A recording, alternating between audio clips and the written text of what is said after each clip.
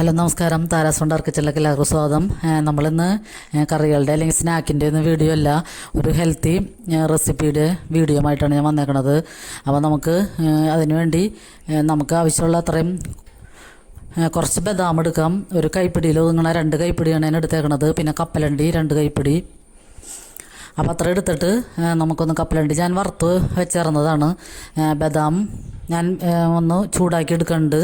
പിന്നെ അതിലേക്ക് ഞാൻ ഇതിൽ ജാതിക്ക ക്യാൻഡി ഉണ്ട്, ജാതിക്ക ഉണക്കി മധുരം ഇട്ടിട്ട് നമുക്ക് മിഠായി പോലെ കിട്ടണതാണ്. ഇവിടെ ഞങ്ങളടുത്തൊരു കമ്പനിയിൽ നിന്ന് കിട്ടണതാണ്. അപ്പോൾ അത് ഞാൻ കുറച്ച് അതിൽ ചേർത്തിട്ടുണ്ട്. അപ്പോൾ അത് പിന്നെ കുറച്ച് ഗോതമ്പ് പൊടി, ഒരു 3 ടേബിൾ സ്പൂൺ ഗോതമ്പ് പൊടി മതിയാകും. അപ്പോൾ ഇത് ആവശ്യമുണ്ടെങ്കിൽ മുഴുവൻ ചേർത്താൽ മതി, അല്ലെങ്കിൽ നമുക്ക് ആവശ്യമുള്ളത് ഇത്രയും ചേർത്താൽ മതി. അപ്പോൾ അത് നമുക്ക് ചീനച്ചട്ടിയിലിട്ടൊന്ന് ചൂടാക്കി എടുക്കണം. അപ്പോൾ കപ്പലണ്ടി, കശുവണ്ടി, പിന്നെ ബദാമും അതൊക്കെ ഏത് വേണമെങ്കിലും നമുക്ക് ഇതിലൊക്കെ ചേർത്ത് കൊടുക്കാം. അപ്പം ഞാനിപ്പോൾ ബദാമും കപ്പലണ്ടിയാണ് കൂടുതലും ചേർക്കണത്. പിന്നെ ജാതിക്ക ക്യാൻഡിയുടെ കുറച്ച് ഭാഗം, ഒരു ടീസ്പൂൺ മാത്രമുള്ളത്, അതും കൂടി ചേർക്കുന്നുണ്ട്. പിന്നെ നമുക്ക് ചീനച്ചട്ടിയിലേക്ക് ഗോതമ്പ് പൊടി ഒന്ന് ചൂടാക്കി അത് മാറ്റിയതിന് ശേഷം നമുക്ക് ഈ ബദാം ഇട്ടൊന്ന് ചൂടാക്കി കൊടുക്കാം. ബദാം ഇട്ട് ചൂടാക്കി മാറ്റിയതിന് ശേഷം നമുക്ക് കപ്പലണ്ടി ഒന്ന് ചൂടാക്കി കൊടുക്കാം. കപ്പലണ്ടി നേരത്തെ വറുത്തെടുത്ത് വെച്ചേർന്നതാണ്. ഇപ്പം ബദാമിൻ്റെ തൊലിയൊന്നും കളയേണ്ട ആവശ്യമില്ല. കപ്പലണ്ടിയുടെ തൊലിയൊക്കെ ഞാൻ ഒരുവിധം കളഞ്ഞ് വേണം വെച്ചേക്കണത്.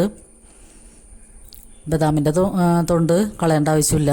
അപ്പം നമുക്കിതൊക്കെ കൂടി ചൂടൊന്ന് ആറി പതുക്കനൊന്ന് ചൂടാറി കഴിയുമ്പോൾ തന്നെ നമുക്ക് ഇത് മിക്സിയിലിട്ടൊന്ന് നന്നായിട്ട് അടിച്ചെടുക്കാം.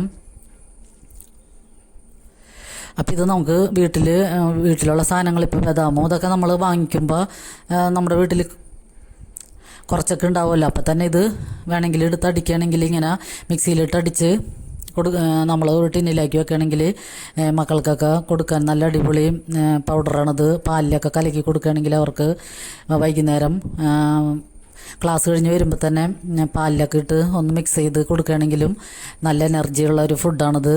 അപ്പോൾ നമ്മൾ കടയിൽ നിന്നൊക്കെ മേടിക്കുന്ന ഹോർലിക്സും കോംപ്ലാൻ്റെയൊക്കെ പോലെ തന്നെ നല്ലൊരു എനർജി ഫുഡാണിത്. അപ്പോൾ ഞാൻ ഇതിലേക്ക് പഞ്ചസാരയും കൂടി പൊടിച്ച് ചേർക്കുന്നുണ്ട്. ബദാമും കപ്പലണ്ടിയൊക്കെ ഞാൻ ഒന്നിച്ച് പൊടിച്ചതിന് ശേഷം പഞ്ചസാര പൊടിച്ച് ചേർക്കുന്നുണ്ട്. പിന്നെ 2 ടേബിൾ സ്പൂൺ ഗോതമ്പ് പൊടിയാണ് ഞാൻ ഇതിലേക്ക് ചേർത്ത് കൊടുക്കുന്നത്.